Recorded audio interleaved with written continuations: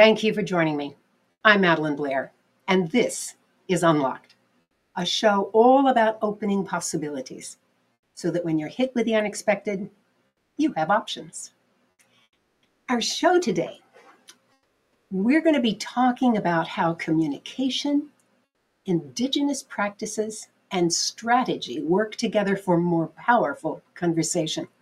And after our conversation, I'll be discussing the Finch effect on grounds for thought. So stay tuned.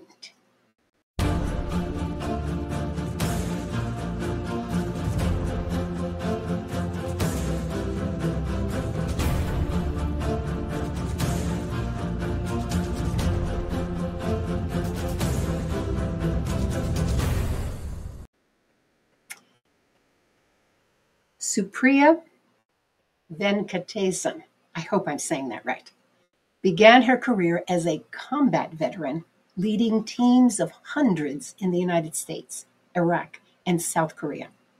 However, she's currently a mindset and business coach, using her extensive knowledge, building on Indigenous practices and neuroscience to guide other leaders. Her expertise has been published in the New York Times, the Washington Post, CNN, and other major magazines. And while her clients include Apple, Dropbox, Nissan, and the Wall Street Journal. Impressive list. Supriya, welcome to Unlocked. Hi, Madeline. Thank you for having me. Oh, you're so welcome. Listen, I know that you have said your last name, and I want you to say it again so it's done correctly.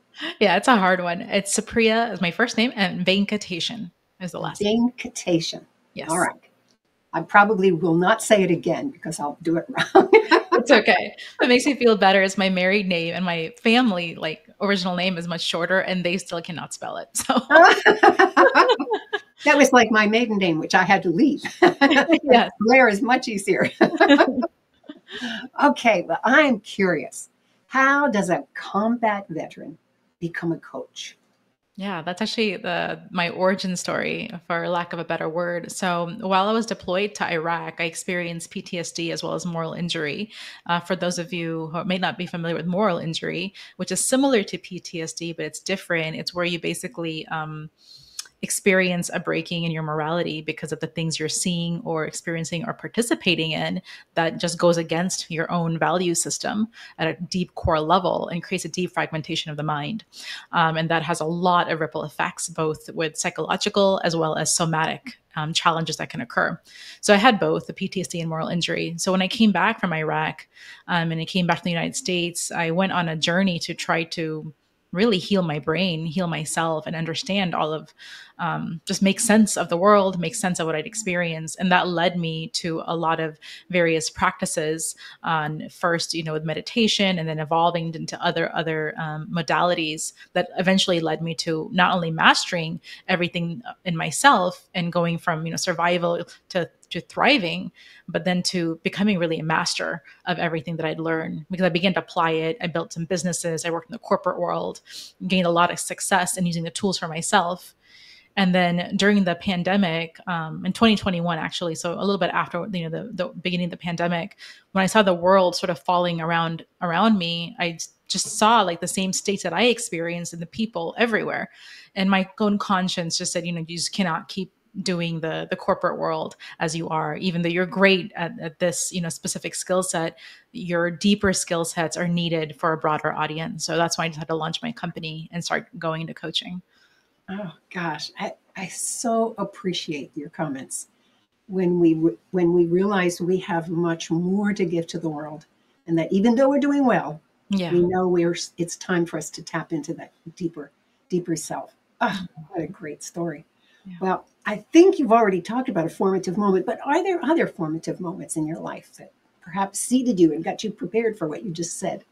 Yeah. Another formative moment was when I was pregnant with my daughter. So I was very scared of the pain of childbirth because I never had a child before. And I don't know if other women go through this insane level of fear, but that's what I was going through. I was just this sounds really painful, sounds scary, because I'd seen, obviously my entire life, I've seen movies of depictions of women giving birth over a long time, sometimes over 20 hours and extreme excruciating pain.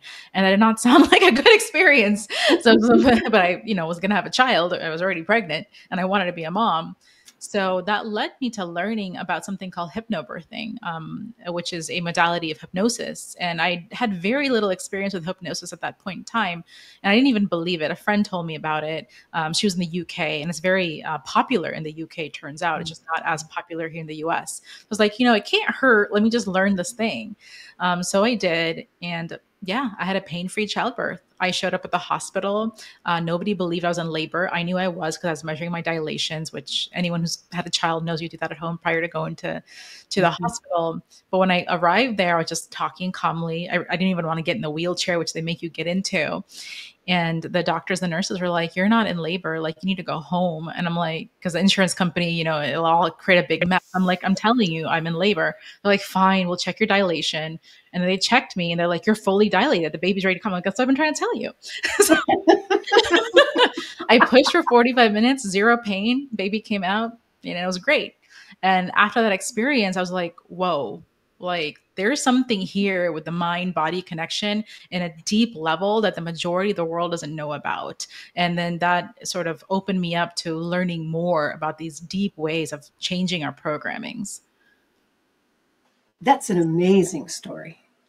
Having given birth myself and remembering the various stages. And it's interesting because I was using a breathing technique, had no idea that there was hypnosis, but I was using a breathing technique and I was completely in control. Yeah. I was feeling it, but I was in control until they gave me whatever it is they give you with a bottle. And all of a sudden I just went, I lost control completely. And I thought, darn, they just left me alone. I'd have been all right. Yeah. So it's great to hear your story. Thank you for that. Yeah. Wow. And those can be life-changing. They really can be life-changing. Incredibly. Yeah. All right. Well, I was going to ask you if there are other such moments that shaped you, but golly, we have two enormous ones. I mean, I could go on and on about stories, but I think people are probably, I don't know what people want to hear, maybe more about the indigenous practices or something else. I think that would be really interesting because where did this hypnosis, what did you call it? Hypnobirthing. Where did that originate? Yeah. So hypnobirthing is a subcategory of hypnosis, which is a broader category. There's different kinds of hypnosis. It's actually a really large field, which most people don't like. Stage hypnosis is a very common one that you might see on TV, or at a Vegas show or something like that. There's past life regression. There's just so many different kinds of hypnosis. In my own work, I do a lot of hypnotic training to change subconscious patterns, specifically for creating entrepreneurial success, because that's where my focus is. But hypnosis actually originated in Indigenous practices. So today it is accepted by the American Medical Association. It was in the 1940s. Again, most people don't realize how evidence-based it is. It's just, there's so much science behind it since the 40s to today. But its origins are from all over the world.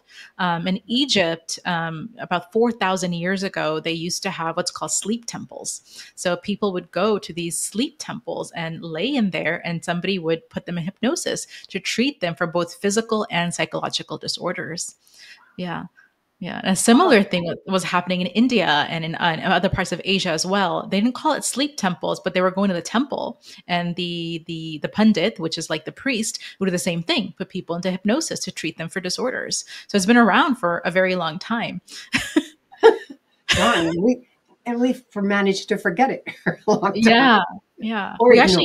Yeah. And we actually go into hypnosis all the time, like that specific aspect of programming, just by watching television, or if you're ever driving for a long time, or if you're driving on a road that you've been on many times, then you just kind of forget and space out. And then you're like, oh, I just got here, but I wasn't consciously thinking about it. You're in hypnosis. So it is a natural state we go into all the time.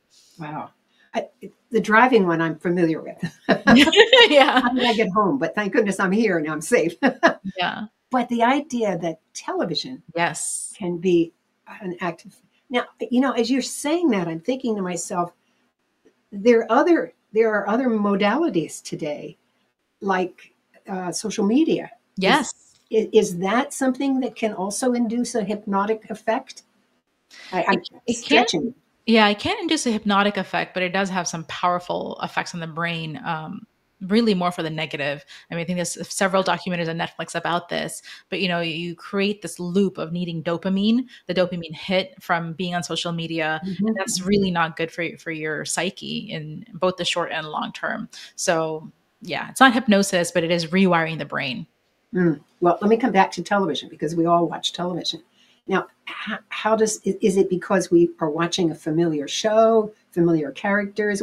What is it that It actually is the has to do with trigger? storytelling, which is, as you probably know, a very prior to media or even books, is a very ancient practice. So something else that comes from shamanism specifically. So shamans and indigenous tribes of North and South America used to hear stories and then retell stories as a form of medicine, because by changing your stories, you can change your, which we now know as a cognitive restructuring. But going back to the television piece, when we're listening to a story, we go into a hypnotic state. Your brain waves will change. You can see that in EEG scans as well.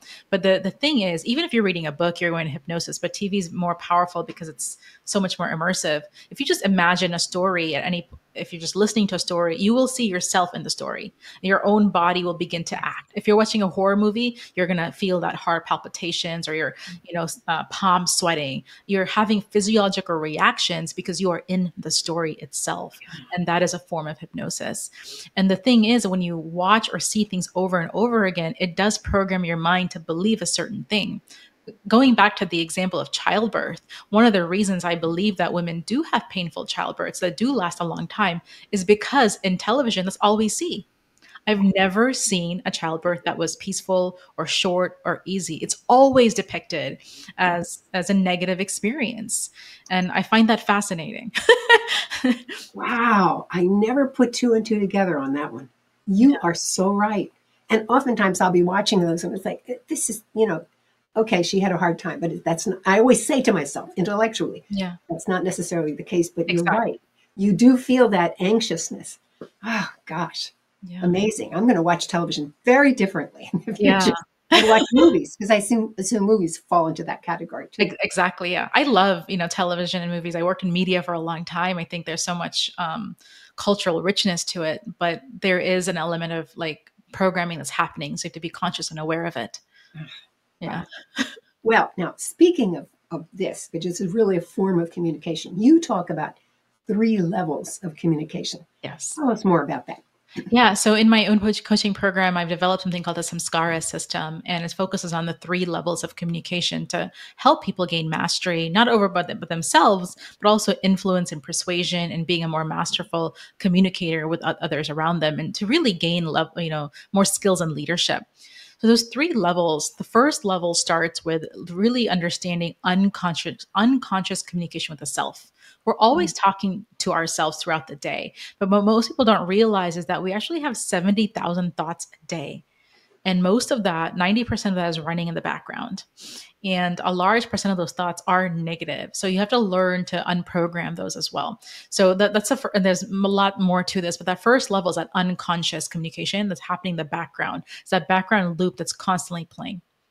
Now, the second level of communication is with another person who's in front of you, because with life and certainly leadership, you're going to deal with at least one other person. So it's not important to just master yourself, but that dynamic that happens between the two of you. And I also, again, work on the unconscious level. There's lots of things in the conscious world that's important, but at the unconscious level, there's something called the mirror neurons in our brain, which is fat. Oh, you know about mirror neurons. Okay. Oh, So yes. yes, it's such a interesting world to or rabbit hole to explore. Yeah. But I have to tell you a little story about yes, that. please tell Because me. I was visiting a friend who had well, I'm trying to think how old this child was, certainly less than a year. And the child wasn't eating because they would try to feed it and it wouldn't take the spoon and I said to the mother, I said, well, mimic, oh no, my husband doesn't like that. That's being childish. So I said, give me the spoon. So I started going, well, the mouth went open and the child ate the food. And so we we educated the father. Body language is powerful. And Yeah. it's I knew it was the mirror neurons the whole time. Yes. They Yes. just had to imitate. Oh, sorry. Exactly. Yes, that's a great example. So, part of changing relationships or communication with other being is definitely one of the ways that mirror neurons it works is by replicating body language as well as voice tonality, even eye movements. The subtle cues of the face because we always move like little muscles in the face when we do have certain expressions. But it goes deeper than that. It actually has to do with your thoughts and emotions as well. So, if I were to sit here and think and feel something, the other person would begin to think and feel it as well. And there's a lot of science to back this up. It's so interesting. And then the third layer of this, which is the group consciousness. So the second is with the other person. The third is with a group. So mirror neurons come into play with groups as well, not just with yourself. But it's not just mirror neurons, there's other things as well. We're still trying to understand collective consciousness from a scientific perspective, but we do have enough science to know that there's a thing. For example, there have been studies done of meditation where small groups of people meditated, specifically in DC, actually, is where it started, some of these studies. And then it had huge effects on lowering crime for the entire area because it wasn't just about the people meditating in their own mind, but the effect on the collective. Another example of group consciousness is, for if you've ever walked into a room and you just kind of felt tension in the air, like you could slice it with a knife, you can feel it. You can feel the energy, even if you're not part of that conversation that took place before you entered. You can sense it, right?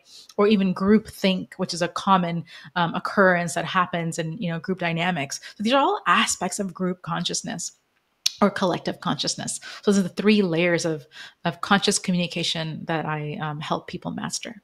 Oh, it's fabulous. And what I love about it, from what you said, is that the unconscious is working on all three levels. Exactly. At very powerful levels. Yes. Yeah. And it reminds me of some of the early work that I read about intention. If your intention is a certain Yes.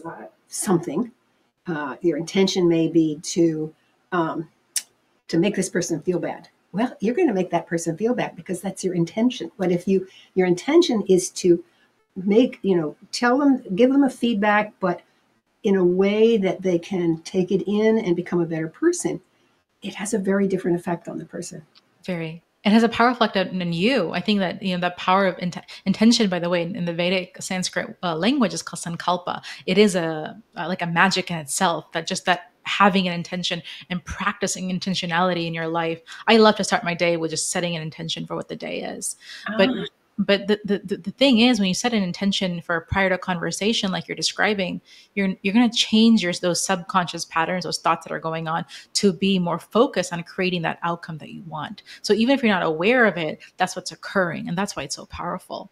Oh, I love this. Yeah. So your intentions are impacting yourself as well as the other person. Yeah. And the other thing I love this subject is, one of the reasons I set intention for the day is because we have something called the reticular activating system in our brain. And that's really our way of knowing what to go towards. It's a very primitive part of our brain that's, helps us survive. But if you create that intention and the RAS, then it says, okay, this is my focus. So for the rest of the day or for the rest of the time, I'm going to do everything in my power to make this occur, whatever it is. So that's why intention is so powerful. It also says to me why people pick a word for the year. Yeah. Yes. Oh, this is great. You called it a reticular activating system. Yeah. System. Yeah. Or RAS for short. Or RAS. I love it. Oh, I got a new language today. Reticulating activating system in my brain. That's exciting. It's really exciting when we discover not just what is obvious from observation, but that the scientific portion has reinforced that or given us more detail. Maybe that's a better way to say it. Yeah. I mean, I think it's great to learn the science because then you know how to sort of wield it in a more powerful way. Like we're talking about intention. And you're like, oh, now I understand the science, so I can use it in so many different ways based on that knowledge. Well, I'm curious now. You've got the Samskara system. Yes. Let's just take one example where you want to help the person,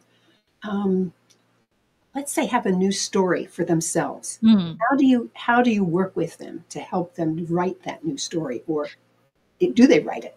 They do. So it's, yeah. So I would say rewriting the story is sort of a way of talking about it, but it's much deeper than that. So the Samskara system actually has three phases of it.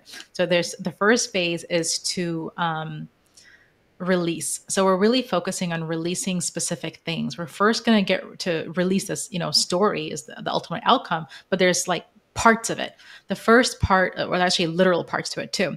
So the first thing is we want to get rid of negative emotions because we have all these negative emotions that prevent us from seeing clearly. If you can't see clearly because literally having negative emotions makes us have more fovealar vision instead of expanded vision.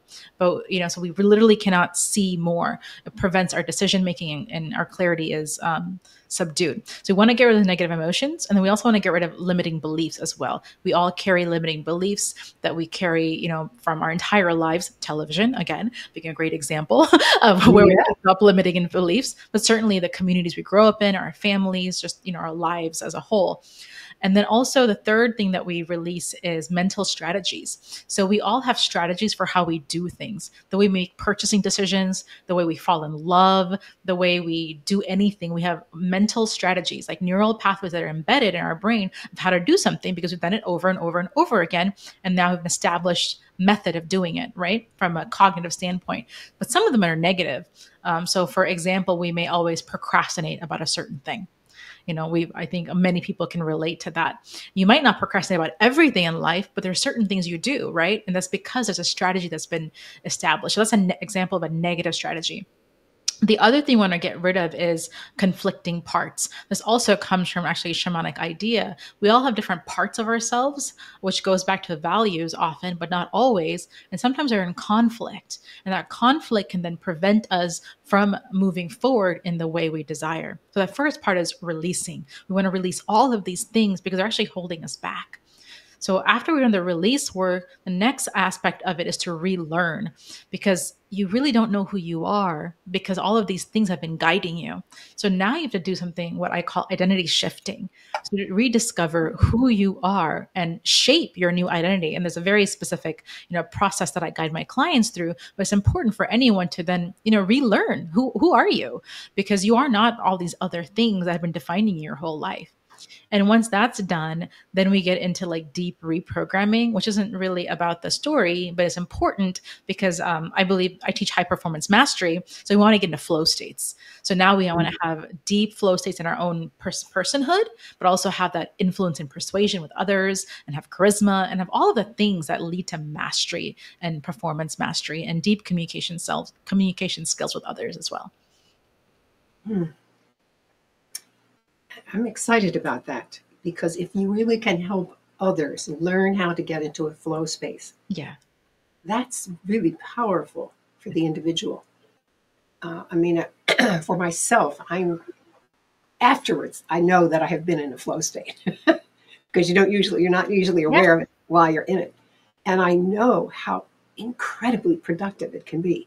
Yeah. And creative. It's just, you're right at your peak when you're in those moments. Yeah. I'll give you an example of like how that's possible. It's not, and it's not just the mind, but the body is also a play. Have you heard of Pavlov's dogs? Oh, yes. Yes. For the audience, if you're listening and you haven't, Pavlov was a scientist who studied the digestion of dogs specifically. And in part of his science experiments, what he would do is he had to feed the dogs, go studying the stomachs, the digestive system. And prior to giving the food to the dogs, he would ring a bell. So initially, when the study first began, when the dogs are presented with the food, their mouth would salivate. But over time, what occurred is the bell would create the salivation. So the stimuli remained the same, which is the salivation of the mouth, but the trigger changed from the food to the bell. So in our bodies and our minds, with the same process going as well, because we're also an animal creature, right?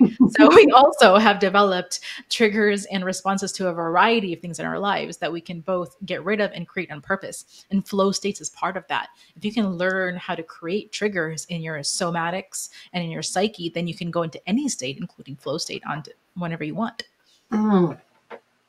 Now, can one do that for themselves? For example, I may decide that every time I ring this bell over here, and I'll use the bell as an example, that I'm telling myself it's time. Nothing else is important except getting into this flow state.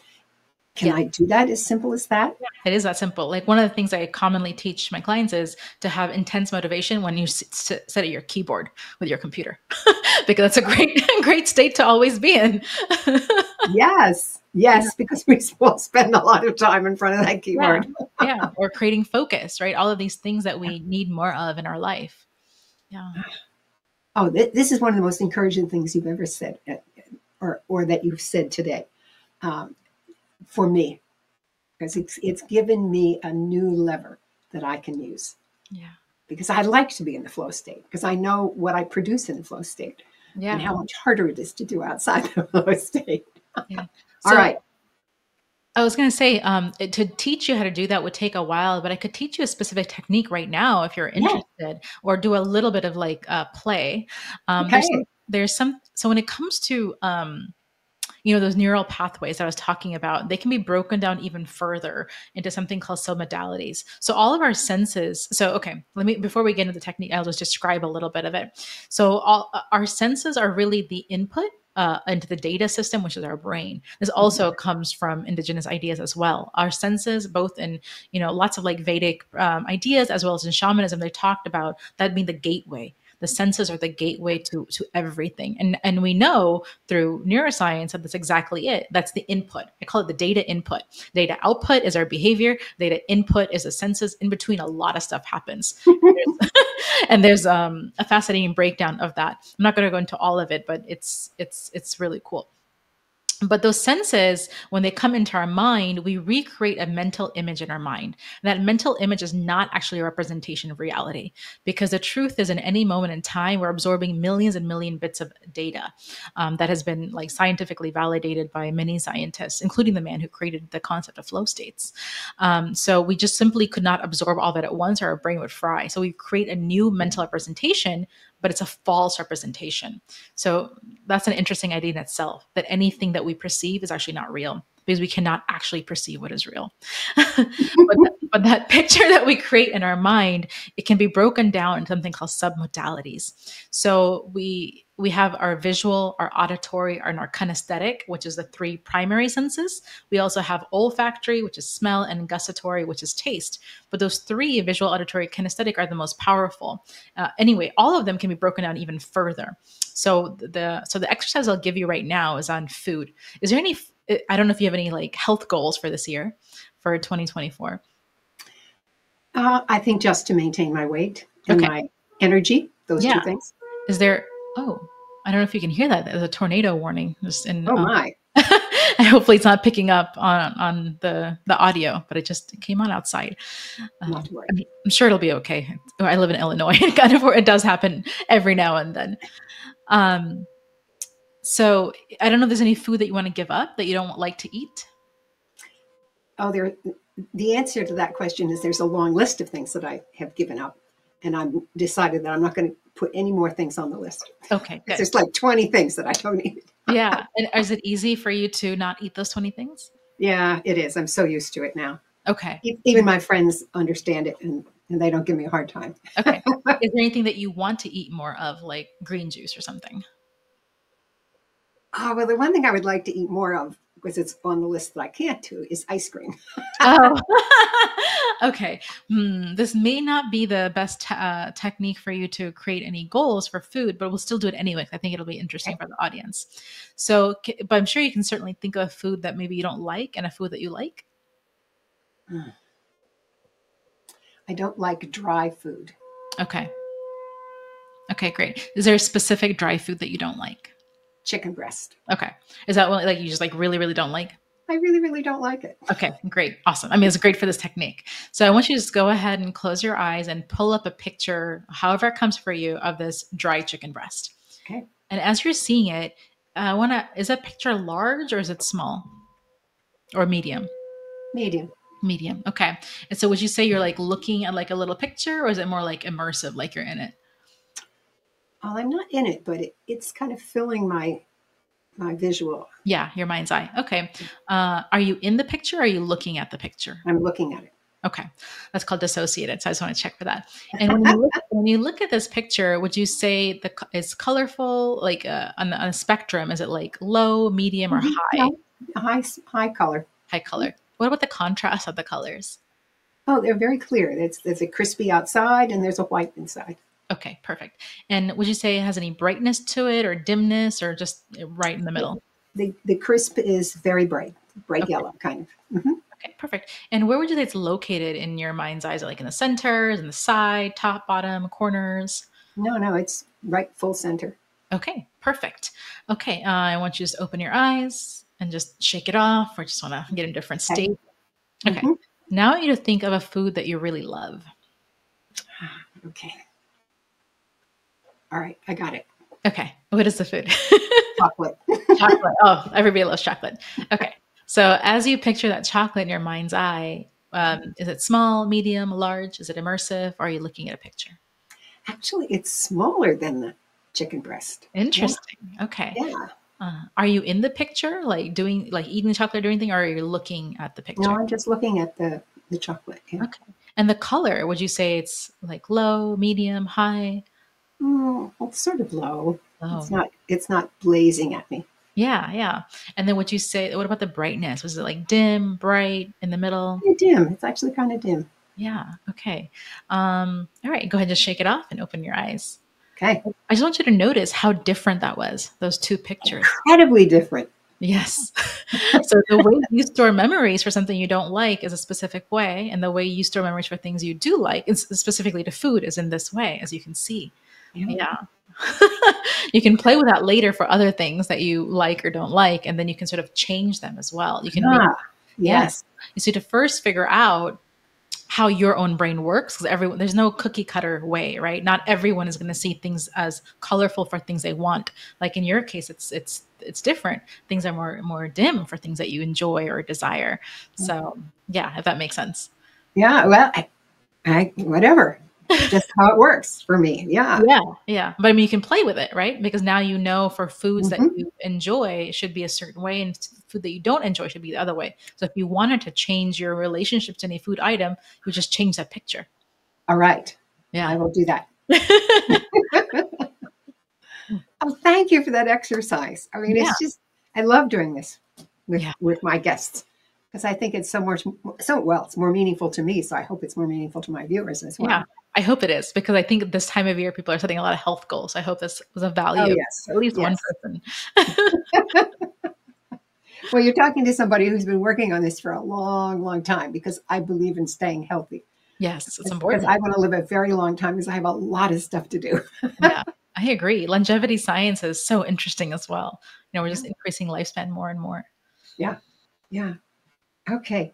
So you were talking about the release and then the relearn. Is there a third step to this, or Yeah, is that that's the reprogram. I mean, wow? we have been doing reprogramming this whole time, but that last phase, we doubled down on it completely, Gotcha. specifically for flow states and Yeah, also the communications mastery with others. Yeah. fabulous.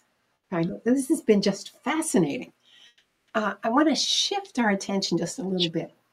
You work with a lot of clients, I know. What are some of the biggest challenges that they're currently facing Mm. in today's environment? It's a very, very, very hard.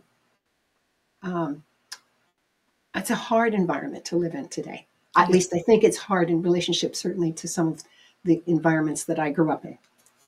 Yeah, I think you're absolutely right. I think we're living in a world that is increasingly more volatile, more ambiguous.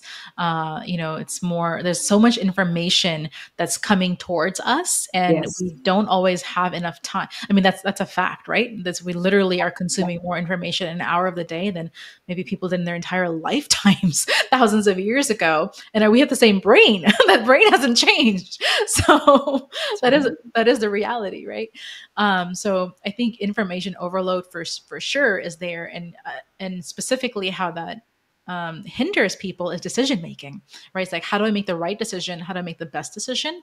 That's a big problem, and that can also cause procrastination as well, because perfectionism, there's so much tied into it as well, in like doing the right thing at all times. So I think, and then part of that is also belief structures and limiting beliefs. We all carry different beliefs within us from our own lifetimes that can, again, prevent us from having clear decision making. I think decision making is a big problem that people struggle with, and these are different, like, sort of aspects of it. The second I would say is time management. Everyone is short on time these days, but most people don't realize is that everyone has, it is the greatest equalizer. We all have 24 hours in a day. It doesn't matter how successful you become or whatever advantages you have in life. We all still have 24 hours in a day. That's not going to change no matter what. But some people are able to accomplish more in the 24 hours than others. Why is that? Despite maybe having a lot of barriers in their life. And the reason isn't because it has nothing to do with time, it's to do with energy. So the secret is really getting to energy management and focusing on something you can control, which is energy, and not focusing on something you can't control, which is time. So I'd say like those two are huge things that I see people struggling with. And there's real solutions for both of them. I really appreciate the shift from the focus on time to the focus on energy. I think that's a real powerful shift. I know that for myself, maybe that's something I have done intuitively because I really do think very carefully about my energy. Yeah. Because I have, as I said, I have a lot to do. So I have to make it through the day and the evening to get everything done. So I'm managing it. This is excellent. Excellent. Yeah. And information overload. Gosh, yes, I agree with you. In fact, gosh, now it's been 12 years since I wrote my book called Riding the Current, which was all about how adults bring fresh knowledge into their lives. And information overload was happening then, and it's even worse today. Yeah. It's only going to get worse. And it's only going to get worse. That's right, because we have there's more information, and we have faster channels to get it to us. Yeah, fabulous. Well, I always like to leave my audience with some ideas about what they can do for themselves. I mean, you've already given them one demonstration, but let's focus on these two big challenge areas: information overload and energy management. Yeah. So for energy strategies. Yeah, so for energy management specifically, there's so much that I could talk about with this, but I think the first thing to think about is maybe your own energy and how you plan your day. So for example, some people are morning people and some people are evening people. And what I mean by that is like, where are you more productive just naturally? So for myself, I like to do more of my creative work in the morning and more of my like research work. It's like two sort of categories of like my work. So I do my research time in the evening, for example. So everyone is different in their energy. So you want to do some examination and self-awareness and just sort of like audit your life for like a week and see when and where are you more energetic and how is that playing out in the activities that you're doing? And then remap your day and week accordingly, because you are naturally different at different points in time. And then it's not just in the days of each parts of the day, but also days of the week. So like chunking ideas together can decrease cognitive load, which creates, anytime you can decrease cognitive load, it's going to increase energy, first of all. And there's many ways to decrease cognitive load as you go through your day. But one of it is like the idea of like chunking things together. So for example, for me, like all my coaching calls, I only do the same days. I don't do them 5 days a week because that's not the best use of my energy. And then maybe I spend, another day for admin work, for example. I just doing a lot of like admin style stuff. So think about how you want to chunk things together. And then also part of cognitive load is like decision fatigue, which probably a lot of people are familiar with, but it's a very real thing. So again, for myself, like for meals, I eat really boring meals because it's easy and I don't have to make decisions and I eat the same things every week. Mm-hmm. Because I know like it impacts my brain. Like how I know so many people complain like, oh, now I have to make dinner, figure out what to eat, feed the kids, etc. And that just sucks up so much of your headspace. And you don't realize how much it's affecting your work and your energy. So decision fatigue is very real, and thinking about your energy in relation to the decisions and like idea of like, again, chunking things together. So those are some things I can do specifically for energy. I think that could be helpful. It's a good way to start. The second thing you wanted to ask about was about decision making, right? And like information overload. Whew, it is a big, big, complex thing. And there's a lot of tools and tactics, but I think it really begins with self-awareness. So I would say practice self-awareness. I know it sounds really simple, but it's very powerful.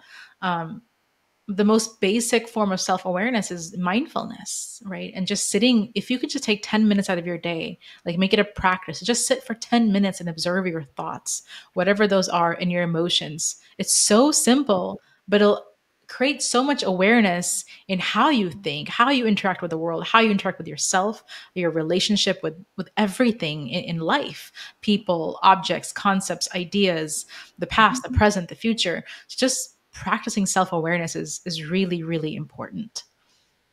As you're saying that, I'm thinking of so many times when I've worked with managers. One of the things they often have trouble with is managing a meeting. Mm. Okay, making sure they get out of the meeting what they needed, etc. And did they do it right? Did they work with it? And I always say to them, well, take some time as you come out of that meeting and think about all the things you did. Become aware of them. Yeah. And then begin to be able, after you practiced that, then you're beginning to be able to be aware of it in the meeting. Yes, exactly. And then, by golly, you even are aware before you do it. Yes, yes. So that you have practiced yourself right into new behaviors. Yeah, it then becomes a form of being instead of a thing that you do. Yes. Yes. I had never thought about that, but you're right. It is a form of being. Yeah. I'm making notes. This is giving me so many sound bites. Yeah. And another thing that you're saying, it reminds me a great deal of what I recommend to people who are trying to nurture their resilience. Because to me, resilience is a decision. 100%. I agree. You get to a place and you go, oh, this is awful. Well, what am I going to do about it? Yeah. Because that's always your choice. Yeah. I love that you circled back to that, because like going to my journey of, coming back from Iraq, it's exactly, I was like, why are some people more resilient than others? What is it that's different? And there's a lot of different, like I said, tools and techniques, but it starts with a decision. You have to make that decision. That's where it all starts. And it actually comes back to your earliest points about your levels of consciousness, your unconscious conversation with yourself. Yeah. If your unconscious conversation with yourself is, I can't cope with this, then it's a limiting belief. It's a limiting belief. But if you say, I do have options. Now let me just think about what the options are. That's a freeing one. Yeah.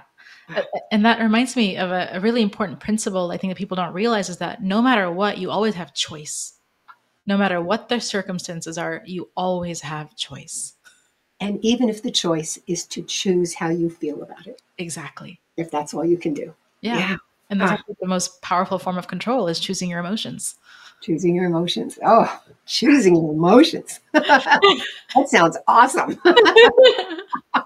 Well, your reactions, right? Yeah, and they absolutely. All right, let's. I'm going to press you with one more thing, and then I think we have time for this. We all think, okay, something small, how to deal with dry chicken breast when it's served to you. But some of the changes that people feel they have to do are huge. What's one small step they can take when they get hit with something? When I shouldn't say hit, I say they recognize they have a really big change in front of them. Yeah. Can you give me a specific example or a type of problem or change? Well, you already described one where you returning from military duty and suddenly the world has changed. That's specific. Let's think of a more general one. Well, I know. Suddenly you have a new baby in the house. That's a huge change. Yeah. Okay. So something like that, I would say, when something's I see that. I think the crux of your question is something so new, whether it's a baby or maybe a job or anything that's new. Definitely practice self-awareness and mindfulness, even if it's just for 10 minutes a day. Again, that's like really, really important and will change your life. It's so simple, but it will.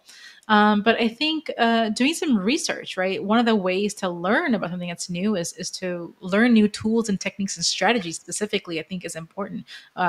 So read a book, do an online course, invest in a coach. I think that's really important, because when you're dealing with something so new, you are going to need new information. I think specifically, because you can't, I think Albert Einstein said, you can't solve the problem with a level of consciousness that created the problem. Right. in the case of, a new thing, it might not be a problem, but it's like changing your consciousness, right? Or changing your mindset is really, really important. Mm. Yeah. Well, this conversation has been so exciting to me. I want to thank you for it. It's absolutely a pleasure for me as well. Good. But I understand that you also offer something called a power hour Yes. to your clients and potential clients. I wonder if you just talk about that briefly. Sure. Go ahead. Yeah, so I offer for prospective clients a 1 hour session. It's called the Power Hour, where I basically help you get rid of one big problem that you might have. So, like a major limiting, you might not even know what it is, and it's okay. As part of my job is helping us figure out what it is and then eliminating it. So, whether it's you're trying to get rid of procrastination or a limiting belief that's holding you back from creating success in your life, whatever, or maybe it's a weight loss goal and you want to stop, a food. It doesn't really matter what the problem is. Like I'll help you figure out how to solve it, and we will solve in that 1 hour. And it's actually guaranteed. If you don't get what you need, your money comes back to you, because I believe in my work so strongly. And it's a 1 hour session, and it's $497. That's what it's offered for. And you can get it at samskara.co/power hour. And for anyone who's listening to right now on Unlock TV, I have a very special bonus as well. You'll get 2 meditation MP3s that I serve for my one-on-one clients only. And the meditations in themselves are incredible value. The first meditation is the morning meditation that rewires your brain for the entire day. So intention is part of it, but it's not the only thing. It goes through this immersive experience of playing with the different aspects of thought to then wire you up for success for that day. So that's the first meditation you get. And the second one is the evening meditation that you listen at the end of the day to sort of rewrite your day. And by rewriting the story of the day, then you basically create a new way of your brain to approach problems and create more successes and outcomes in your life. They're both 15 minutes, and they're beautiful and powerful ways to start and end your day. So those are offered for bonuses as well, specifically for people who are listening today. Now, how do they tell you that they've been listening today? In the intake form. Just let me know that this is where you heard about me and heard this interview. Yeah. Okay. Well, thank you. And what great bonuses that you're offering. How can anybody refuse? Supriya, I just so appreciate this time. Thank you so much. And unfortunately, we're very short on time, but just last word or two. I think follow your heart. Something that we didn't talk a lot about today, but always follow Joseph Campbell said, follow your bliss, but I think say follow your heart, which is similar in all things in life. It's for myself has guided me since being a young child. And I think guides everybody. Sometimes we get caught up in the intellect and we get caught up in the outside. We get caught up with so many things, but just follow your heart at all times. Great. Well, thank you again. Yeah. Every now and then, there is something that changes how I think about the world. Grounds for Thought is a place where I talk about these moments so that you can explore the meaning for yourself. Grounds for Thought. Today is The Finch Effect, the 5 strategies to adapt and thrive in your working life by Nancy Carson. Carson begins her book by telling you what it is not. It's not about building your brand or polishing your resume or a long list of other specific goals. But then she says, this is a book about something much larger. This is a book about professional evolution. I was immediately drawn into the book that begins with the unexpected. When I opened the book for the first time, I was thoroughly ingrained in the idea that when Darwin spoke of survival of the fittest, he meant something about strength.